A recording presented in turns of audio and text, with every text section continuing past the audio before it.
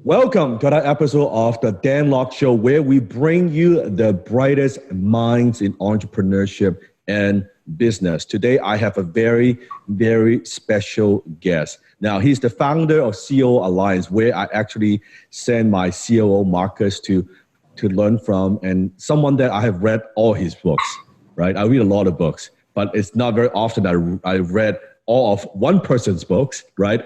He's the author of Vivid Vision, Meeting Suck, which I totally agree. Double Double, and someone who's got tremendous experience working with entrepreneurs and businesses. Like I've heard some amazing, even endorsement from my circle. So super excited to bring you Cameron Herold. Cameron, welcome to the show. Hey, Dan. Thanks for having me. I appreciate it. I'm super excited. I want to talk about growth. What I want to focus on today is like the big strategies and also a lot of the tactics, right? Exactly step by step, what to do. Before we get into all of that, give us like a 5-minute Reader's Digest version. How did you get into what you do today? Wow. Well, I'm Canadian, like you are, and living really right across the city from each other. I was really groomed as an entrepreneur. I grew up in an entrepreneurial family with a father that was an entrepreneur. Both my grandfathers were entrepreneurs. And my parents groomed my brother and sister and I all to own our own companies, and we all own our own businesses today. So really, I've grown up in the entrepreneurial world. When I was in university, I got involved with a group called College Pro Painters, started running a painting business. At 21 years old, I had 12 full-time employees. I went on to become full-time in that organization, ended up hiring Kimball Musk 25 years ago, Elon's brother, and also Elon's cousin who built Solar City. They both worked for me back in 1993. By the time I was 28 years old, I had coached 120 entrepreneurs that were all running real businesses. Went on to co-found a auto body collision repair shop, which we built up and grew. It ended up going public. It's now called Boyd Auto Body in Canada. In the US, it's called Gerber Auto Collision. Then built out a private currency company, got involved with the Entrepreneurs Organization, met a guy who was starting a junk removal business, and I joined Brian, who was the founder of 1-800-GOT-JUNK. I came on as his second in command. We had 14 employees. And when I left 6.5 years later, we had 3,100 employees system-wide, and I had been the COO through all of that period. And I left there around 12 years ago. And 12 years ago, started coaching entrepreneurial companies all over North America. I've now done paid speaking events in 28 countries on 6 continents. I've coached a number of technology companies, high growth companies. I coached a monarchy in the Middle East that owns the country of Qatar. I coached the second in command at Sprint. And I've coached, name brand companies that we know today. So been doing that, started writing books. You mentioned 4 of my books. I actually have a 5th that yesterday on Amazon ranked the #1 book on Amazon in business entrepreneurship, The Miracle Morning for Entrepreneurs. So Hal Elrod and I co-authored that together 2.5 years ago. Yes. And then I started the COO Alliance just because there were a million places for entrepreneurs to go and learn, but there was nowhere for that second in command to really grow their skill set. So we started a group exclusively for the COO. Correct. I love it. And the new book is Free PR, right? And my audience, you guys can go to freeprbook.com. And we'll circle back to the book. Sure. I want to talk about, you've coached so many entrepreneurs. You've been always like an entrepreneur in your whole life, right? You've seen all kinds of businesses, all kinds of industries. Why do you think most entrepreneurs actually never grow to the full potential, right? Because businesses, as you know, the failure rate is so high. Why do most entrepreneurs fail, and also what's stopping them from growing to that, even the first like 10 million or the 30 million or 40 million? I think a lot of entrepreneurs don't stay focused because most entrepreneurs are very ADD and a little bit all over the place, which is good. Those are superpowers, but if we highly focus them, it's like light. If you disperse light, it can light up a room. If you focus it, it's like a laser and it'll cut through steel. Most entrepreneurs don't stay focused enough and don't stay focused long enough. They get bored easily and they switch too quickly. It becomes a long time to get to the night before you become the overnight success story. We worked very, very hard to build the businesses that I grew, and people go, wow, they're all so successful. But we put in an awful lot of time and effort on that flywheel. So I think people give up too early and don't stay focused enough. And then I think the last part is they probably don't try to learn from other people as much as they could. Or if they are learning, they're not putting the best ideas into practice. They're reading a book, but they're not doing what they're reading. So you might as well not even bother reading the books. If you're not going to do what you're being taught, why bother reading it in the first place? And do you also think that maybe from my perspective, as an entrepreneur, the skill sets, the mindset that got us, like that, we're great entrepreneurs, we are very great at starting things, but we are not usually if you're great at starting things, chances are you're not very good at running things, right? Yeah. Or growing things or managing things, right? Yeah, many entrepreneurs are very good at quick start and getting it started, but then they fail or struggle at delegating, hiring a team, and building a team of teams around them. And that's really the big hurdle to get over, is as soon as you can replicate yourself and have a team of people that are actually growing the company for you, that's when the company really goes forward. And it can often take a long time for them to get to that stage where they feel comfortable at hiring that next group and getting out of their own way. The other part is entrepreneurs are very good at being the radically self-reliant, that they can do it on their own. And that's both a blessing and a curse. Yes. So it's almost like the saying that what got you here won't get you there, right? That's correct. Yeah. So let's just hypothetically that you're coaching someone, right? Someone's doing well. Let's say they run, I don't know, a $10 million company and they want to go to 100 million. What do they need to do in terms of like building the team? What are some of the steps? What do you recommend? Well, and let me back up for something, because you touched on something, which is that what got us here won't get us there. How old are you? I'm 37 right now. 37. So when you were 7 years old, you were still Dan Locke. Yes. When you were 17, you were Dan Locke. When you were 27, you were Dan Locke. At 37, you're Dan Locke. Yes. But you're a very different version of yourself. Correct. You wouldn't be as successful today if you were acting like a 7-year-old. Yes. You wouldn't be as successful today if you're still acting like a 17-year-old. Yes. And you've grown a lot since you were 27. It's the same as a company. A company needs to evolve and grow and mature. And a lot of entrepreneurial companies never get past what they always did, and they don't progress past that. So I think that's why a lot of them won't scale. So if we're going to talk about how do you go from maybe 1 million to 100 million or 10 million to 100 million, first off, it's by leaning out into the future. And I call it by crafting a vivid vision of what your company looks like 3 years out. So it's leaning out and looking around and deciding, what do you want your company to be? How do you want it to look? How do you want it to act? Almost as if you are walking around your company 3 years from now, describing every aspect of it. And most entrepreneurs don't do that. They try to make what they have bigger instead of leaning out into the future and reverse engineering that. So I think that's the key thing for them to start with, is deciding what they want and then working backwards. You brought a very good point, because sometimes entrepreneurs, we're so focused on growth, and bigger isn't always better, right? We just want, hey, let's just grow more revenue, and we think revenue solves all problems. And myself including, what I noticed is, like, even in the last, like this quarter, I purposely slowed down a number of things to put more systems and structure in place. Even though we could grow faster, but I had to almost hold myself back as an entrepreneur and say, no, we need to grow nice and steady, right? This is a marathon, right? I have time. It's not a sprint. I could take some time to do that, right? There is that for sure. And then a second opportunity is you can still grow very, very quickly, but strategically you might do it differently. So it's by slowing down and thinking about what's the fastest way to go versus just doing what I have, more of the same. Just because I have 8 salespeople now doesn't mean I should go to 16.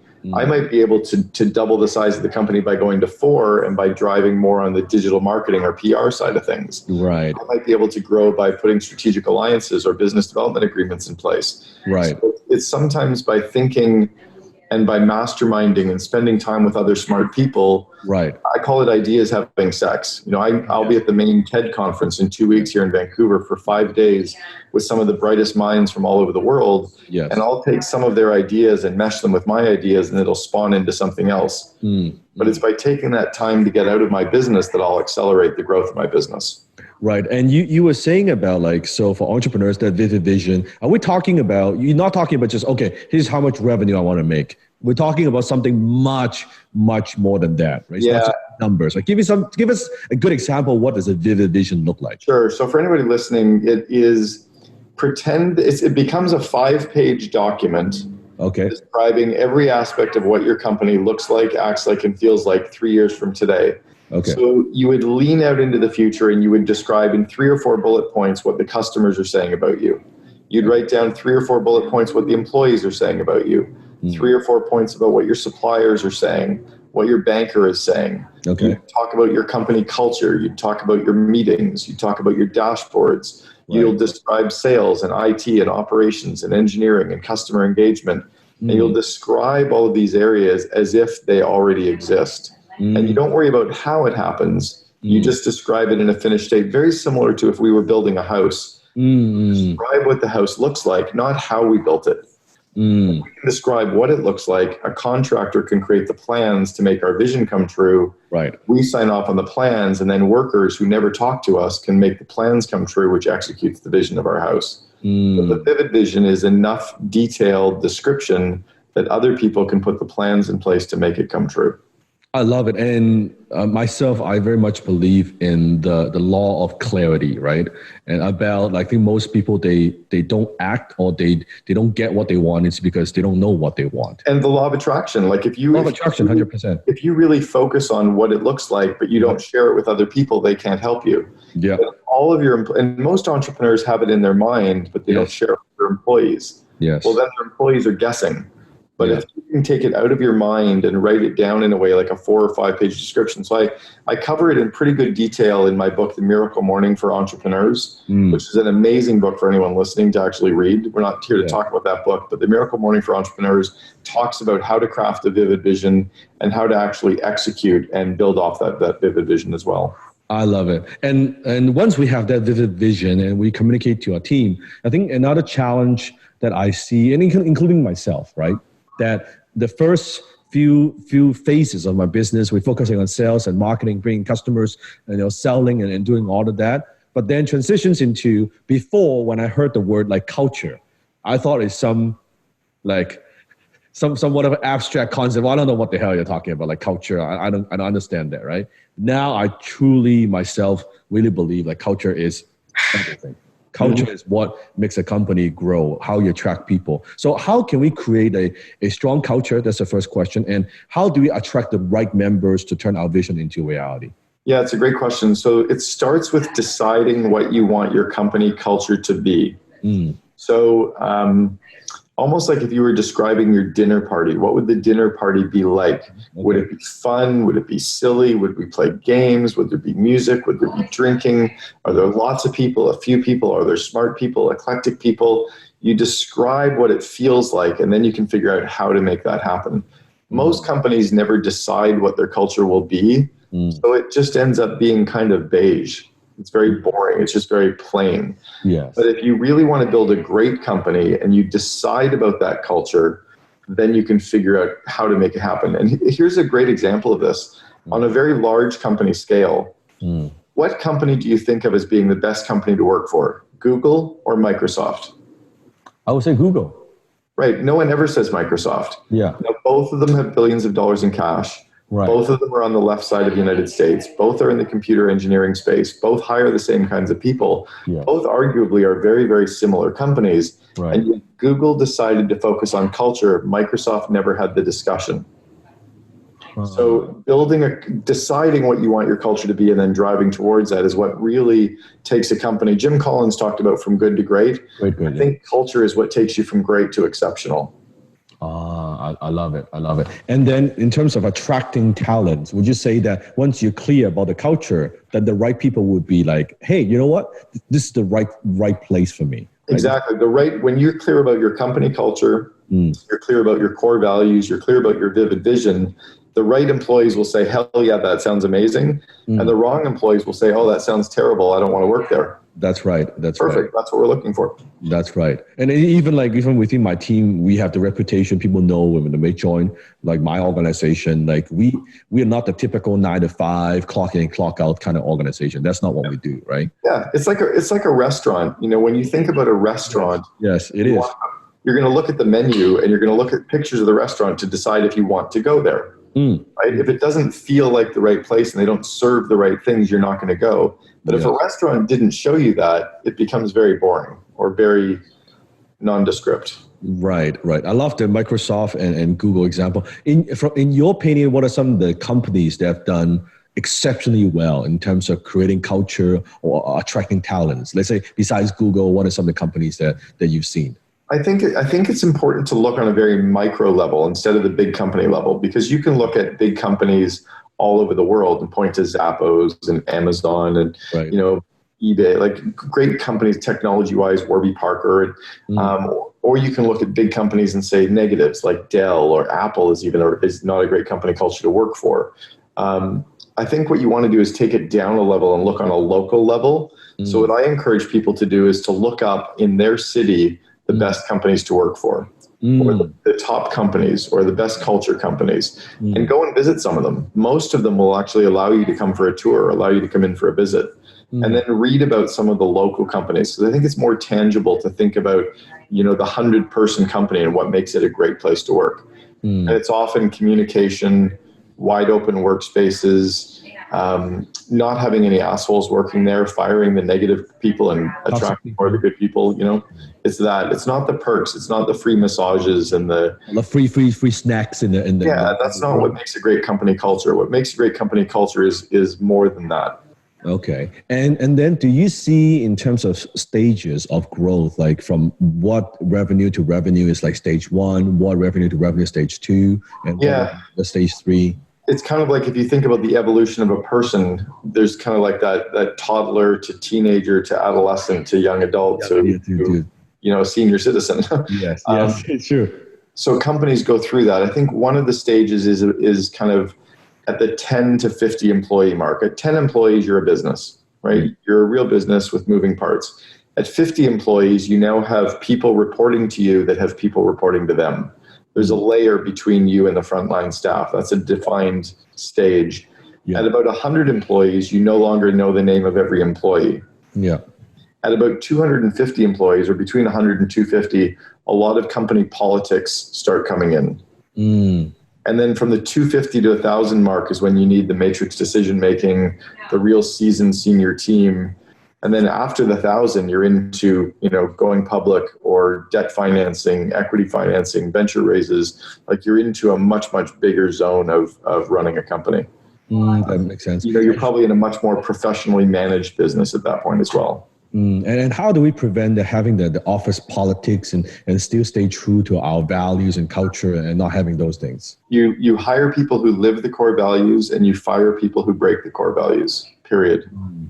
So even though they just like the A player, B player, even though they're high performers, they have the skills, it doesn't fit the culture. They create a lot of drama. They're toxic.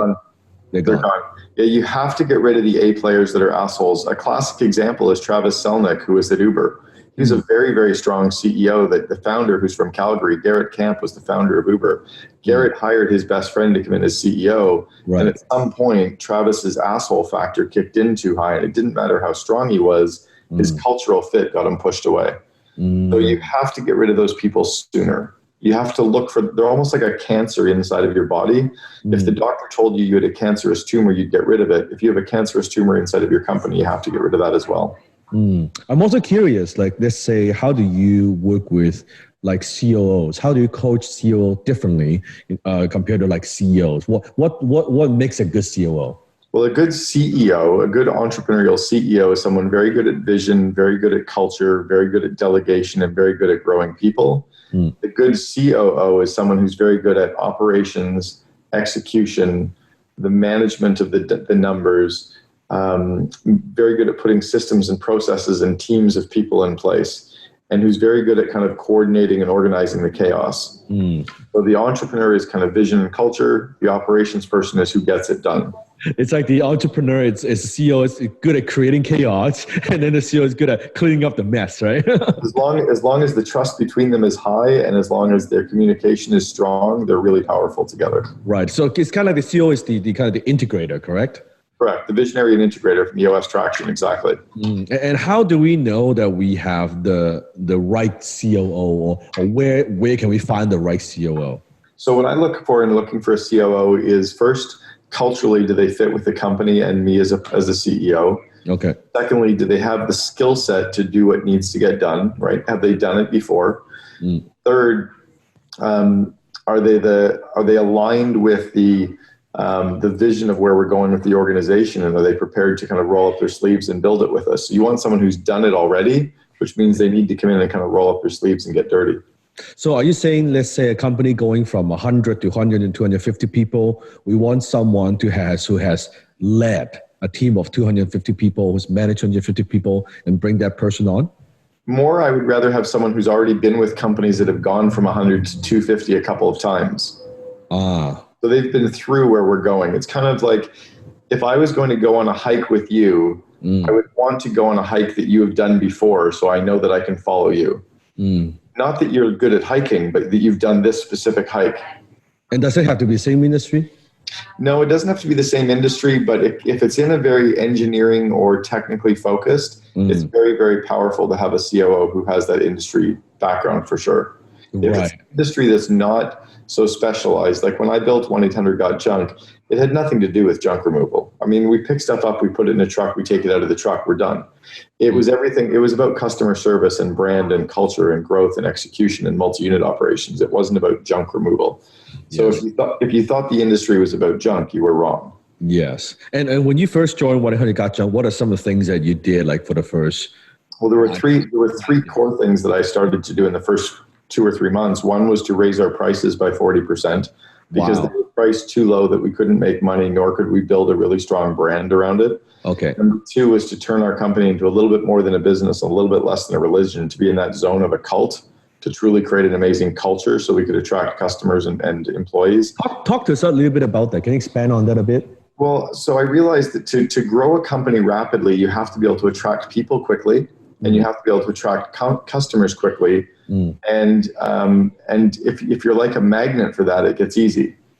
So you create a culture from very, very early stage, and you kind of grow from there. So even at the pinnacle of our growth, we were competing against IntraWest, Lululemon, and Vancouver Olympics. Huge companies, yeah. Yeah, well, and Vancouver Olympics. Like we were competing against but we were winning all the time because we had such a strong culture as well, right? So we could compete.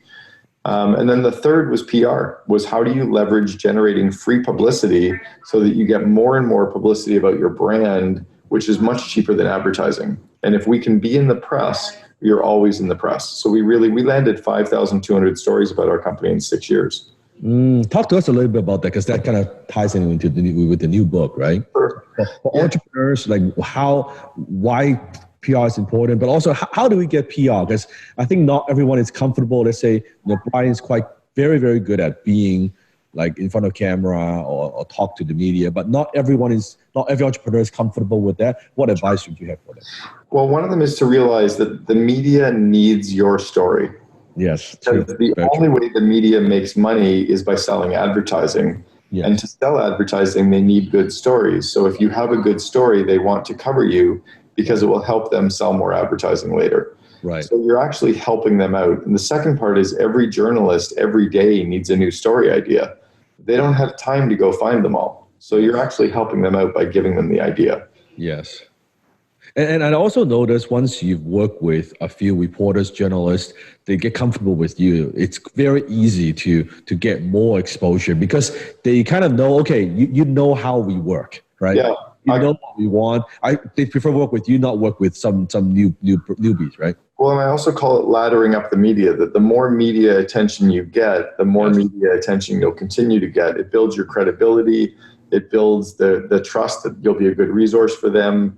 And yeah, it's just, and all of that also drives back, I call it the digital trifecta. In fact, my co-author of Free PR, Adrian, talked about the digital trifecta, which is where you marry up paid advertising with owned advertising with earned marketing. So you have your earned marketing is the press that you generate, right? Your PR.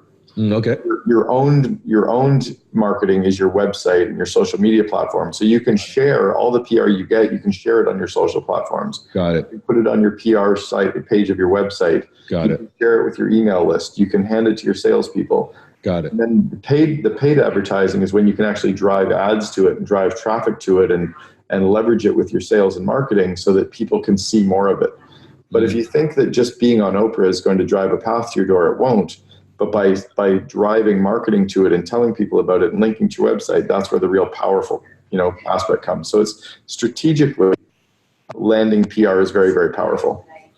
So then basically, let's see if I get this right. So what you're saying is with the PR, with the earned PR, we're not necessarily thinking about getting direct business from PR.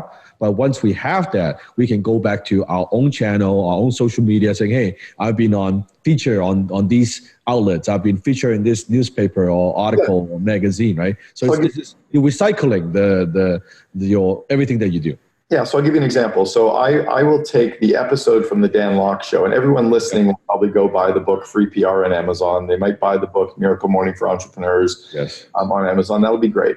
Yes. Then I'll take the episode once it's live. Yes. I'll put it on my website. Yes. On my press area. Right. I'll probably, if it's a really good cut, I'll send a copy of it to all the speakers bureaus so they can see it.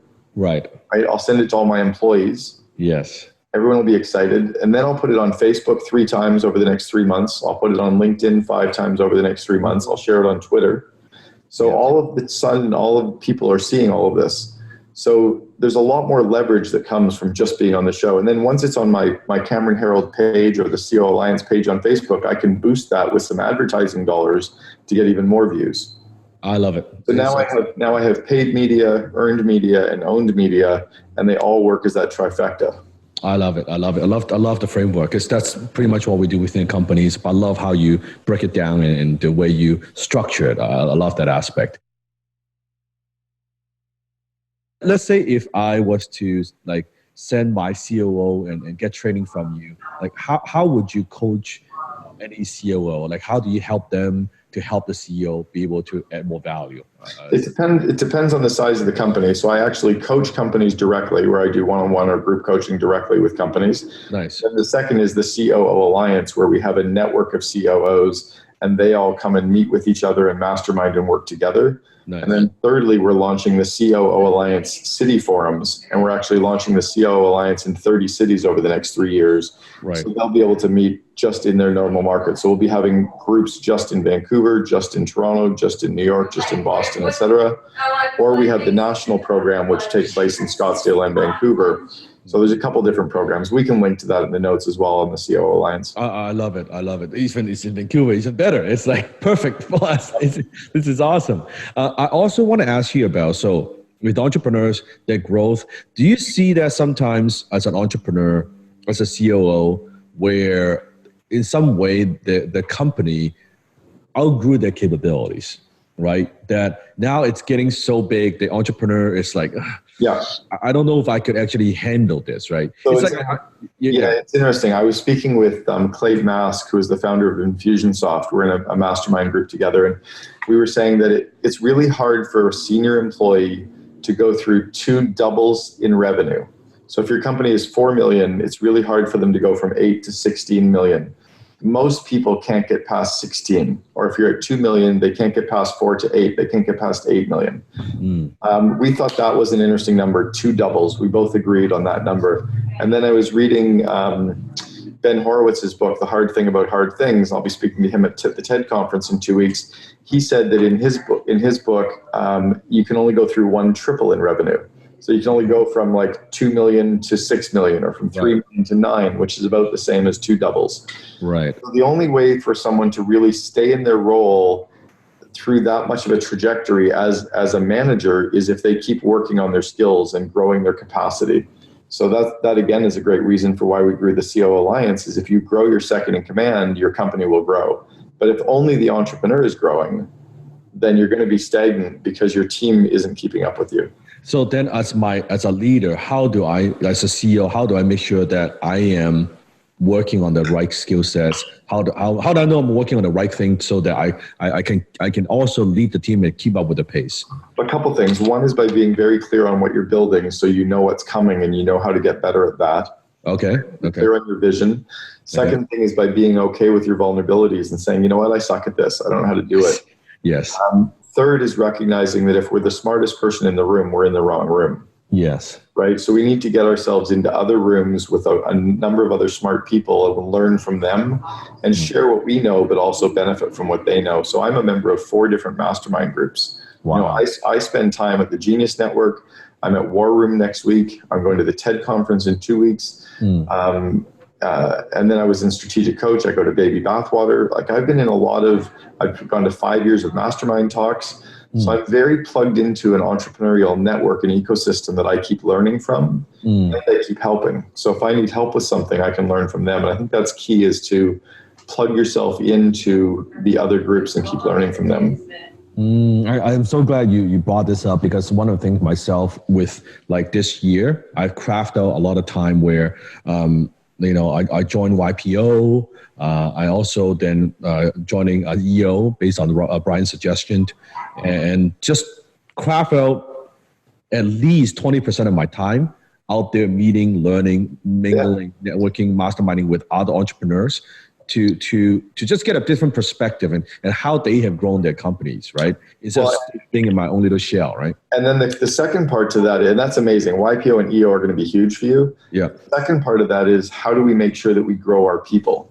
Yes. The more that we grow our teams, the more we grow our leadership team, the more that they grow their managers, the faster our company will grow. Yes. But if the CEO is the only one growing, then you're still stagnant at that next level. Yes. So what do I need to do then? How do I make sure that my people are growing as well? How do I make sure they're learning from the right people? Because they're not let's just say in those organizations with me, but what kind of training, what should I get them involved with? It depends on where you're going, and then you reverse engineer the delta. So it's wherever they're deficient on where you're going. So It might be coaching, it might be situational leadership, it might be specific skills related to their business area. I usually like making sure that they're in some kind of a trade association that they can learn from. So if they're marketers, they're in marketers, they're COs, or in a CO alliance. Getting them to read some of the right books, having a monthly book club, reading a book together and talking about it, engaging in coaching. But really focusing on a day-to-day basis, almost like flipping the org chart upside down, where instead of telling them what to do, the CEOs at the bottom supporting the VPs, who are supporting the managers, who are supporting the employees. Yes. And our job is to help them. If we're always helping them, we're helping them grow. We're helping them, remove obstacles. They'll grow. Oh, that makes me feel so good, because like even from the transition before, it was always me like telling my team what to do. Now it's kind of reverse. They're telling me what they need, right? They are. That's awesome. So that's good. That means I'm on the right direction, right? You're totally in the right track, because if they're telling you what they need, you've got very open trust between you as well, and now you can actually help them with what they need. I love it. One question, very important, is in terms of maybe financing growth. Where do you see like a company? When should they bring on outside investors? Should they bring on outside investors? When should they raise capital? It really depends on where you're going, right? If you're building to have an exit in 2 years, you may not want to. Or if you're built, it really depends on where you're going. So it depends on what your goal is. You could do it without raising. You could do it with. You could go corporate. You could go franchise. You could do acquisitions. You could do debt financing. You could do equity financing. You could bootstrap. You could partner. You could JV. You could license. It just depends on what you're building. And the business model, of course, right? Well, the business model is a strategic decision based on what your goal is. Right. So it's kind of like always goes back to that vision. Really. Yeah. If you don't know where you're going, any road will take you there. Yes. Right. So I don't know if you should raise money, because I don't know what your goal is.